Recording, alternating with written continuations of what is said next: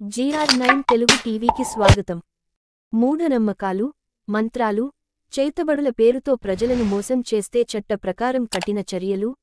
జిల్లాలో మంత్రాల పేరుతో ప్రజలను మోసం చేసే వారి ఇండ్లు, స్థలాలపై ఏకకాలంలో పోలీసుల దాడులు. జిల్లా వ్యాప్తంగా మూఢనమ్మకాలు, మంత్రాలు, చేతబడుల పేరుతో ప్రజలను మోసం చేసే వారిపై 11 మందిపై కేసులు, 9 మంది బైండోవర్.